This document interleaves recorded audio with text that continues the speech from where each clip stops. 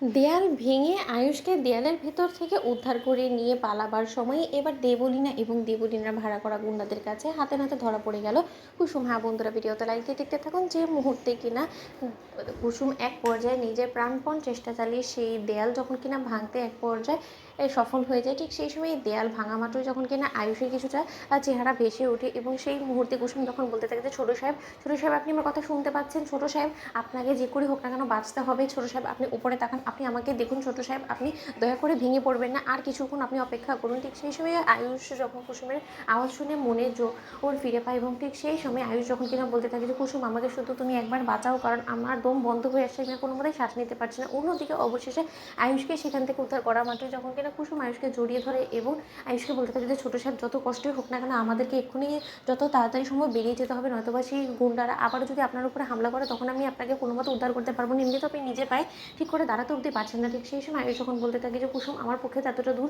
হেঁটে যাওয়া কোনো মতে সম্ভব না। ঠিক সেই সময় কুসুম বলতে থাকে যে ছোটো সাহেব যে করেই হোক না কেন প্রয়োজনে সাইকেলে করে হলো আপনাকে আমার সঙ্গে যেতেই হবে। ঠিক সেই সময় জঙ্গলে কিছুটা দূর এগুলো মাত্রই যখন কিনা কুসুম একটা ভাগ্যক্রমে সাইকেল পেয়ে যায় এবং সেখানে চাপিয়ে যখন কিনা আয়ুষকে নিয়ে কুসুম পালিয়ে যেতে নেয়, ঠিক সেই সময় মাঝপথে দেবলীনার সঙ্গে ঘুমকি হয়ে যায় কুসুম এবং দেবলীনার ভাড়া করা গুন্ডাদেরকে দেবলীনা যখন বলতে থাকে যে তোরা দাঁড়িয়ে দেখছিস কি, ওদেরকে এক্ষুনি ধরে বেঁধে ফেল। কুসুম, তোমাকে বারবার করে হারানোর চেষ্টা করে আমি বারবার ব্যর্থ হয়ে যাই এবং তুমি প্রতিনিয়ত আমার পথের কাঁটাতে এক পর্যায়ে পরিণত হয়ে গিয়েছো। এবার আর তোমাকেও কোনো মতো আমি ছাড়বো না। একবার শুধু তোমাদেরকে সে পরিত্যক্ত বাড়িতে নিয়ে যায়, তারপরে যে আয়ুষকে কিনা অর্ধেক মৃত করে ফেলেছি সে এবং তোমাদের দুজনকে একসঙ্গে দেয়ালের মধ্যে চাপা দিয়ে আমি মেরে ফেলবো, যাতে করে কিনা কাকপক্ষে কেউ টের না পায়।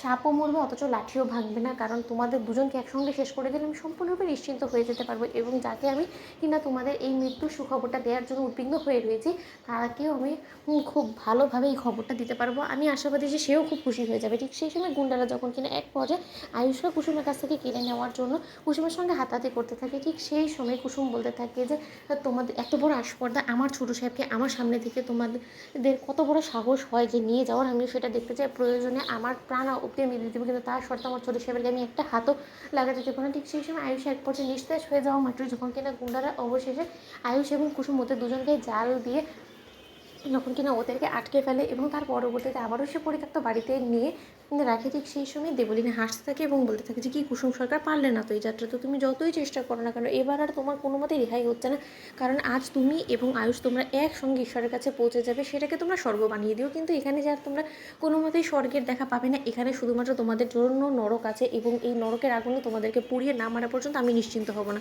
তো বন্ধুরা, লাইক কমেন্ট শেয়ার করো, সাবস্ক্রাইব করতে ভুলো না।